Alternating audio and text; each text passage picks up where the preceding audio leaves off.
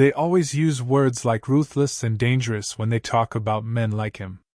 But the first time I heard it, "You're mine, no matter how hard you try to escape," it wasn't in some dimly lit alley, or under the barrel of a gun. It was in my head, echoing in a voice that didn't belong to a man at all. It belonged to her. The first time I saw her, she was standing in the corner of the repair shop, arms folded, chin tilted just enough to make me think she was used to being in charge. The kind of woman who didn't ask twice for anything.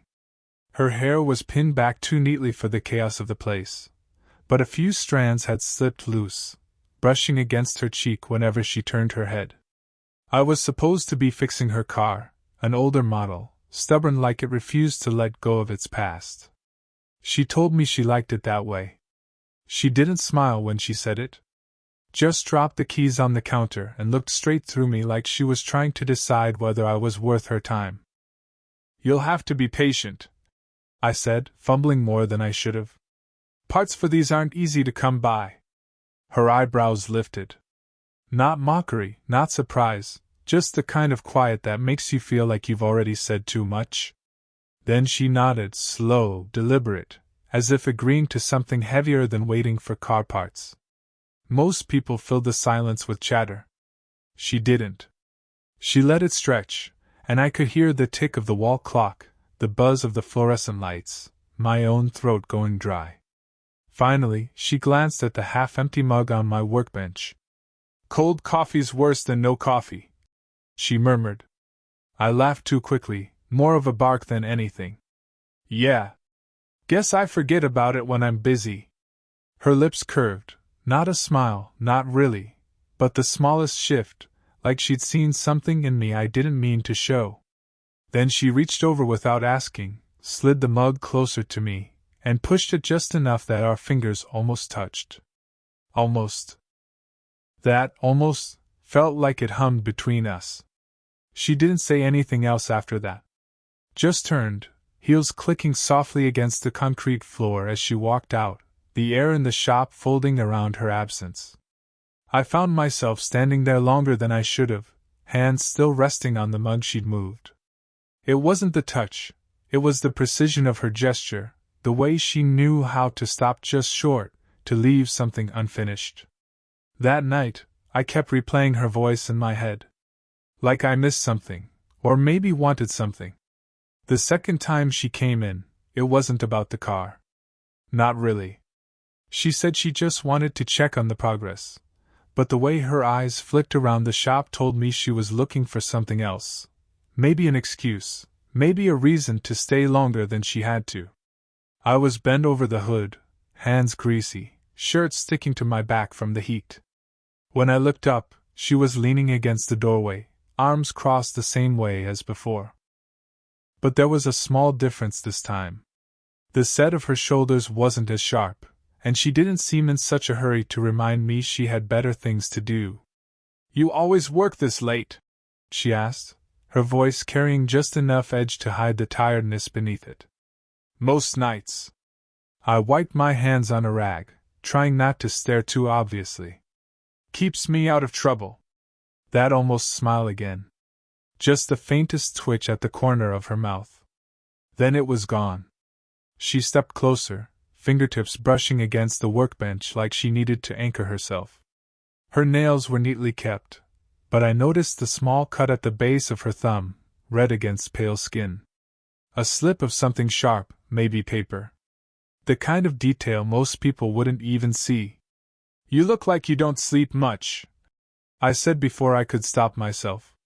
Her head turned sharply, and for a moment I thought I'd crossed a line. But instead of snapping back, she just looked at me, really looked, like the weight of the comment pressed somewhere she'd been trying to keep hidden. "Sleep's overrated," she finally said, voice softer now, almost unfinished. There was a silence after that. Not the easy kind. The kind that pressed in, full of all the things either of us was willing to say. I shifted, reaching for a socket wrench just to keep my hands busy. She stayed right where she was, eyes following my movements with a quiet intensity. Then, out of nowhere, she laughed. Low, short, the sound carrying a hint of self-mockery. "You're staring again." I froze, caught. Was I? Yes. She tilted her head, but there was no real accusation in it. If anything, her eyes softened for the briefest second before she pulled the wall back up. It hit me then, how tired she looked beneath all that confidence. A thin line at the edge of her eyes, a kind of weariness that no amount of sharp heels or perfect posture could hide. For the first time, I wondered what she carried when she wasn't here, in the muted light of my shop. She reached for her keys on the bench, fingers brushing mine in the exchange.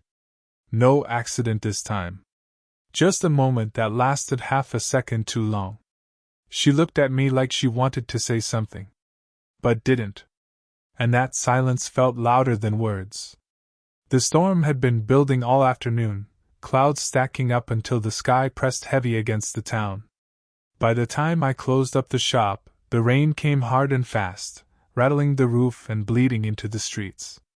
I should have gone straight home, but she was still there, sitting in the small waiting room with a paperback folded in one hand, untouched coffee cooling beside her.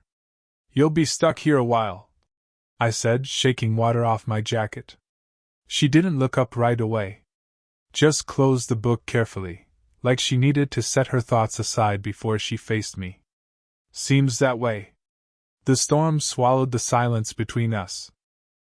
I sat across from her, too close for the room to feel casual. Her perfume, subtle, not sweet, mixed with the smell of rain-soaked concrete. I tried not to notice how the lamplight made her look softer, less untouchable than before. "Funny thing," she said after a while, her voice almost drowned out by the thunder. "I don't usually wait around for people. You're waiting for me?" The words slipped out before I could check them. Her eyes flicked up sharp, then softened just as quickly. She didn't answer, not directly. Instead, she ran a finger along the rim of her mug. That tiny movement felt louder than any admission. I wanted to ask. About the tiredness in her eyes. About why she lingered when she didn't have to. About the way she seemed to test how close she could stand before it became too much. But then her phone buzzed on the table. The sound was sharp, insistent. She glanced at the screen and her whole face shifted. Not panic, not joy, just that blank stillness people wear when they don't want you to see too much. "You don't have to answer," I said. Her laugh was brittle. "Everyone has to answer, eventually." She turned the phone over, screen down, leaving whatever name flashed there buried in silence. For a moment, we were both leaning forward without realizing it. The storm outside shook the windows, and I caught myself staring at the line of her throat, the way her breath hitched before she spoke. "You're too young to be wasting your nights here," she murmured, eyes fixed on her hands now. "I don't feel young." That made her look at me, really look. Something flickered there, unguarded, almost vulnerable. The kind of look you give someone right before telling them something you'll regret. I didn't move at first, but then my hand shifted, almost of its own accord, halfway across the table. The space between us shrank until the air felt charged, unbearable. Her lips parted, like she might say yes to the silence hanging there. Instead she whispered, barely audible over the rain, "You should go now." My hand was halfway to hers when she said it. And I did. But only my body left that room. It was late again. The shop was half dark, only one lamp glowing above the workbench. She'd come by after hours, no reason given, just a soft knock on the door and the sound of her heels against the concrete. We didn't speak at first. I went back to tightening bolts that didn't really need tightening, pretending not to feel the weight of her presence just a few feet away. She leaned against the wall, arms crossed, gaze lowered like she was somewhere far off. Finally she said, "This is strange." The wrench slipped in my hand, metal scraping against metal. "Strange how?" She didn't answer immediately. Instead, she exhaled, long and tired, and walked closer until she was standing across from me. Her hands rested on the edge of the bench, fingers curling against the wood. I noticed they trembled, just slightly, before she stilled them. "What are we doing?" Her voice cracked, not loud, but sharp enough to cut through the silence. I set the wrench down. "I don't know." Her eyes lifted, and for the first time, there was no mask. No amused deflection, no sharpness. Just confusion, raw and unguarded. "You're too young," she whispered, as if saying it out loud would make it true enough to end this. "Maybe," I said. "But you keep coming back." That landed. I saw it in the way her lips pressed together, the way she closed her eyes for a moment, as if she'd been caught admitting something she hadn't meant to. "I shouldn't," she said finally. "Then why?" Her silence stretched. She looked at me as though the answer was dangerous, as though saying it would set something in motion she couldn't take back. The storm from the night before seemed to echo in the quiet of the shop, in the hum of the single lamp. I wanted to reach for her again, but I didn't. Instead, I stood still, hands at my sides, waiting. Her gaze softened, and for the briefest second, I thought she might step closer, close the distance that had been haunting us since the first day. But she didn't. Instead, she turned her head, blinking hard, as though trying to push something down. She didn't say anything. Just looked at me, like she was already mourning something we never even had. It wasn't planned, her staying after closing. She'd come to check the car again, but I think we both knew that wasn't the reason. The workbench light was the only thing lit, the rest of the shop swallowed in shadow. She stood near the desk where I kept the paperwork, fingers trailing along the edge until they landed on the old radio I kept there. She pressed the button without asking, and static gave way to a low, crackling voice reading the late-night news. "Still works," she murmured. "Barely," I said, wiping oil from my hands. Her laugh was brief, but not careless. It was the kind of laugh that carried memory. Then her expression changed, so fast I almost missed it. The stillness that followed wasn't the usual guarded wall she gave me. It was something deeper. She reached into her bag, pulling out a folded piece of paper. She didn't hand it to me, just held it against the desk like it weighed more than it should. "I got this last week," she said quietly. "Didn't think I'd show anyone." I stayed still. "You don't have to."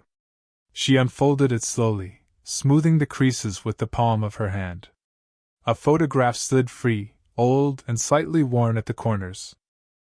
A younger man stared out, dark hair, broad shoulders, caught in a smile that seemed too alive for the paper to hold. I knew better than to ask, but the question slipped out anyway. "Who is he?" Her lips parted, then pressed shut again. For a long while, only the hum of the radio filled the room. Finally, she said, "He was everything I thought I'd keep forever." But forever didn't last. Her voice didn't break, but the silence afterward carried the weight of it. She set the photo down, face up, then pushed it a little closer toward me without meeting my eyes. "He'd be about your age now," she added softer. "If things had been different." The words caught somewhere in my chest, and I couldn't move. She didn't look at me, just stared at the photo like she was trying to hold on and let go at the same time. I wanted to tell her something, anything, that I wasn't him, but I was here. That maybe what she saw in me wasn't just a reflection of what she'd lost. But the words stuck. She finally lifted her gaze, and for the first time, there was no shield, no hesitation. Just exhaustion and honesty, bare and almost trembling. She took a breath like she hadn't allowed herself to in years. And for the first time, she looked at me without fear. The shop had emptied of sound by the time she came back. No storm this time, no excuse about the car. Just her standing in the doorway, steady but uncertain, like she'd rehearsed the moment and still wasn't sure if it was a mistake. I didn't ask why.